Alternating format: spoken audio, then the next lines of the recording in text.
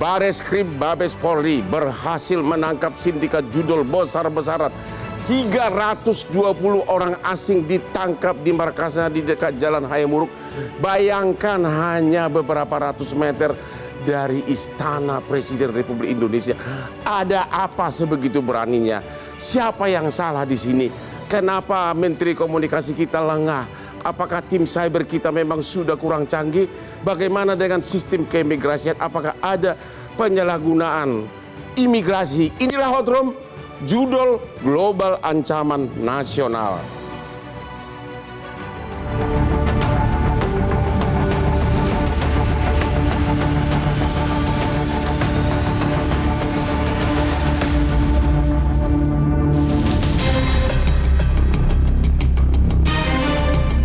Penggerebekan besar-besaran terhadap markas judi online terjadi di kawasan Hayamuruk, Jakarta Barat. Sebanyak 321 orang berhasil diamankan petugas. Dari jumlah tersebut, 320 orang diantaranya merupakan warga negara asing dan 1 orang lainnya warga negara Indonesia. Pihak kepolisian mengatakan, dalam operasinya, ratusan orang tersebut berbagi peran, mulai dari telemarketing, customer service, dan bagian admin. Sementara itu di TKP, polisi menemukan berbagai barang bukti yang diduga digunakan untuk menjalankan aktivitas judi online. Kasus ini menjadi pengingat bahwa praktik judi online tak lagi beroperasi secara sembunyi-sembunyi. Dari gedung perkantoran atau tower di Hayamuruk, Jakarta, sebuah jaringan besar bahkan nekat menjalankan bisnis ilegal yang merugikan masyarakat. Kini aparat dituntut tak hanya menangkap pelaku, tapi juga memutus seluruh jaringan yang ada di belakangnya.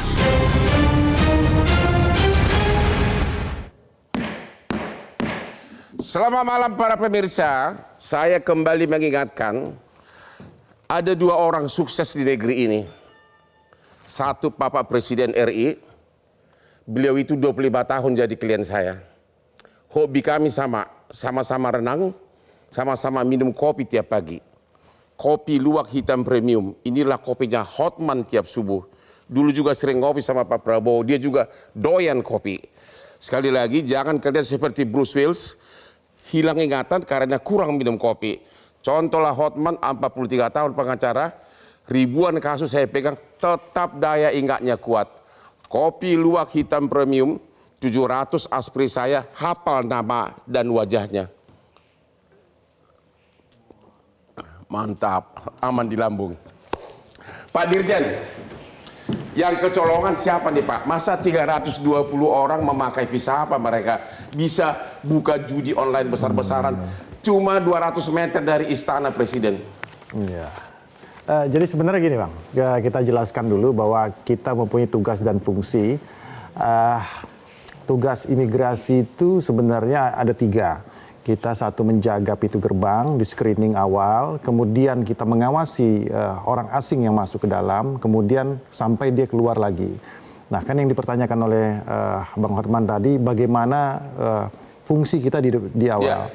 Nah fungsi kita di awal itu adalah satu, ya kan, kita memastikan bahwa orang asing tersebut sepanjang dia tidak ada red notice, ya kan, tidak ada nota diplomatik, tidak ada catatan kriminal, ya, yang semuanya itu sebenarnya masuk ke dalam data-data kita, maka secara administratif pendekatan ke sana kita tidak bisa menolak. Yeah. Nah, itu yang pertama. Barrier pertama di situ. Yeah. Kemudian masuk ke kedua. Ketika dia masuk ke dalam, nah ini fungsi daripada kita untuk mengawasi orang asing tersebut. Yeah. Nah, kita sudah punya aplikasi namanya aplikasi pengawasan orang asing yang terkoneksi juga dengan hotel-hotel dan lain sebagainya. Yeah.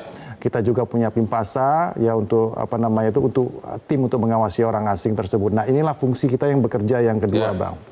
Jadi bahwa kejadian yang di Hayamuruk ini bukan berdiri sendiri sebenarnya. 2 hari sebelumnya itu kita mengungkap Bareskrim ya di Hayamuruk ya 320 orang, ya. Kemudian 2 hari sebelumnya imigrasi itu mengungkapkan yang di Batam, Bang. Ada 210 orang asing juga. 210 orang 210 di orang Batam? di Batam. Itu yang pertama. Ya. Kemudian 2 hari kemudian, besok harinya malah. Besok harinya kemudian dari tim Barreskrim mengungkapkan yang sama. Jadi sebenarnya Ya. 2 hal ini kita bisa dikatakan joint investigation. Oke. Kita melakukan joint investigation, Ya. cuman untuk yang Batam kita yang lakukan penangkapan, penindakan, kemudian Barreskrim 1 hari kemudian melakukan hal tersebut. Nah, ini mereka bekerja baru range-nya 1 sampai 2 bulan. Ya. Jadi memang baru masuk ke sini yang kita sinyalir dan dapatkan beberapa bukti masuk ke dalam ini, mereka ini veteran dari Kamboja, Bang. Veteran dari Kamboja. Jadi Oh, ya? veteran dari Kamboja ketika Tapi banyak orang Vietnam katanya. Iya, jadi kalau Kamboja itu mereka di Kamboja itu penyedia tempat. Jadi Oke. Kamboja penyedia tempat, isinya orang Vietnam, orang Myanmar, ada Filipina, orang Indonesia juga ada di sana. Jadi ketika mungkin Kamboja dirasa sudah tidak terlalu nyaman lagi tempat di sana, dia mencari tempat yang lain. Nah, salah satunya itu kita sinyalir ya adalah Indonesia destinasinya. Makanya deteksi dini yang kita lakukan pada saat itu adalah kita dapatkan. Jadi kalau kita rentet, Bang, sebulan 2 bulan ke belakang kita udah melakukan kurang lebih 5-6 penindakan. Ya. Ya, kita udah di Bali, di Sukabumi, di Bogor juga kita lakukan penindakan. Ya, ada 15-19 orang kurang lebih seperti itu. Dari situ kita lihat. Kemudian intelijen kita bekerja baru di Batam dan di Hayamuruk di Jakarta Barat. Total pakai visa kunjungan. Bermacam-macam, Am. Jadi kalau untuk yang ASEAN, negara ASEAN itu dia pakai bebas visa kunjungan, bebas visa kunjungan dan VOA kan, visa on arrival. Karena kan ASEAN ini kita kan menganut asas timbal balik resiprokal. Jadi dia bebas sebenarnya masuk ke sini sepanjang nggak ada catatan, hal itu kita nggak bisa tolak. Aturannya seperti itu memang kan gitu kan. Nah, tinggal masalah pengawasan kita dan deteksi dini kita yang kemudian kita berlakukan seperti itu, Bang. Nanti apakah akan diproses pidana rencana atau dideportasi? Yang mana, Bang? Kalau yang ini yang 320 asing yang ini. 320 karena leadingnya adalah Barreskrim, kepolisian, maka pihak kepolisian. Tapi yang sepanjang yang komunikasi yang kita lakukan akan dilakukan pro justisia, akan dilakukan pidananya. Nah, terkait ada dugaan judi online, kan? Judi online seperti karena yang itu di situ. Tapi apabila ini kan masalah pembuktian kan, Bang Hotman, lawyer mungkin tahu, karena modus mereka itu ketika operatornya di negara Indonesia, korbannya di luar, Bang. Korbannya di luar, Korbannya di luar. Bukan di Indonesia. Bukan di Indonesia. Jadi mereka selalu begitu. Ketika operatornya di Kamboja, korbannya di Indonesia. Oh, begitu. Jadi mereka menggunakan itu supaya apa? Oh, bukan korbannya bukan orang Indonesia. Bukan. Supaya apa? Pembuktiannya susah karena korban di mana-mana kan gitu. Oh, begitu. Jadi mereka modusnya seperti itu. Nah, ketika nanti di dalam satu titik atau satu fase kepolisian kesulitan untuk mengungkapkan karena harus mengkolek korban dan kurangnya alat bukti, kami siap di layer kedua, double layer dengan menggunakan instrumen undang-undang imigrasi, kita bisa melakukan upaya hukum pidana penyalahgunaan izin tinggal. Itu ancaman hukumannya juga 5 tahun. Terima kasih, Pak. Pak ahli cyber kita, Pak Tanujaya melalui Zoom. Halo Pak Tanujaya. Selamat malam. Selamat malam. Selamat malam teman-teman semua. Boleh Bapak ceritakan keahlian Bapak kok bisa ini kecolongan besar-besaran ini dari segi cyber kita? Di mana kelemahan cyber kita? Siapa yang lemah di sini? Sebenarnya ini kabar gembira, Bang Hotman. Kabar gembira. Kenapa saya bilang ini kabar gembira? Artinya koneksi internet Indonesia sudah cukup mumpuni untuk hosting aktivitas judi online. Bayangkan, 321 orang terkoneksi, satu orang 10 mega, pada saat yang bersamaan itu 3,2 giga kecepatannya, dan itu 24 jam. Nah, kalau bisa tidak terdeteksi, harusnya itu jadi satu pertanyaan besar. Dan itu berjalan 2 bulan, itu jadi satu pertanyaan besar gitu loh. Tapi kita tetap apresiasi dari pihak kepolisian berhasil menangkap, dan penangkapan ini harusnya menjadi satu harta karun forensik digital yang luar biasa, Bang. Kenapa?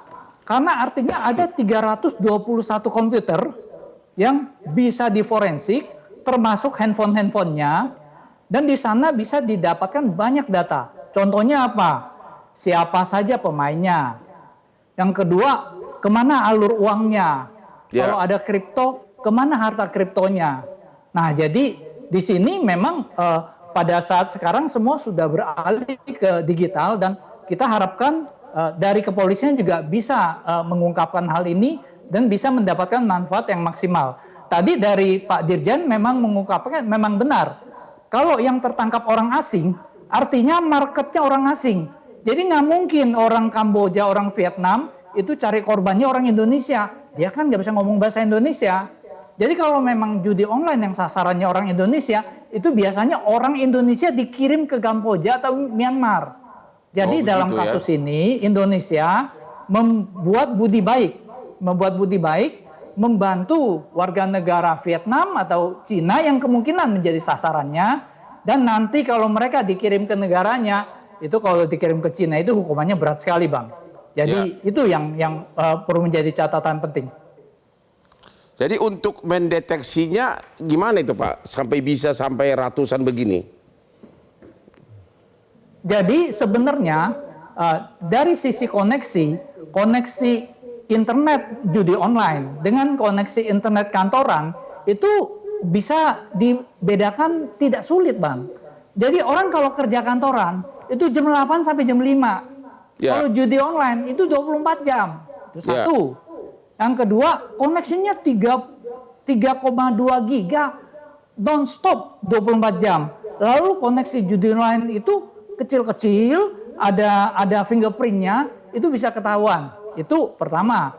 Yang kedua, kalau orang kerja, koneksinya kan ke Google Workspace, ke Microsoft OneDrive. Tapi kalau misalnya judi online, dia pasti ke situs judi online. Dan biasanya itu kan sudah teridentifikasi. Jadi mungkin ini jadi satu pertanyaan kita juga, atau jadi pelajaran lah untuk Abji. Nanti tolong dilatih lah teman-teman di ISP bahwa tolonglah kalau kamu lihat ada koneksi yang mencurigakan, yang kencang sekali, lalu ke situs-situs yang mencurigakan, walaupun dia pakai VPN, tapi dari fingerprintnya bisa ketahuan. Janganlah difasilitasi, karena ini kan untuk aktivitas yang melanggar hukum, Bang. Oke, terima kasih. Kita istirahat dulu, ketemu lagi di Hot Room.